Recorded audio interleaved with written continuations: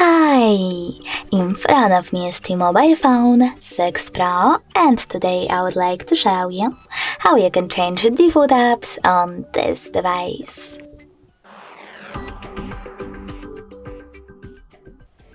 Begin with opening Play Store and installing your new default apps.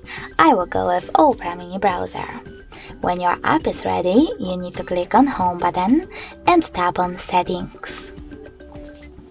In them, click on Apps section over here and select Default Apps after scrolling down. Now click on one of those options. I want to change my browser, so I have to go with Browser app. Click on Opera Mini in order to set it up. And finally, select the Back button. And as you can see, after all of that, my default app has changed. Thanks so much for watching. If you enjoyed this video, don't forget to leave a like, comment, and definitely subscribe. Bye!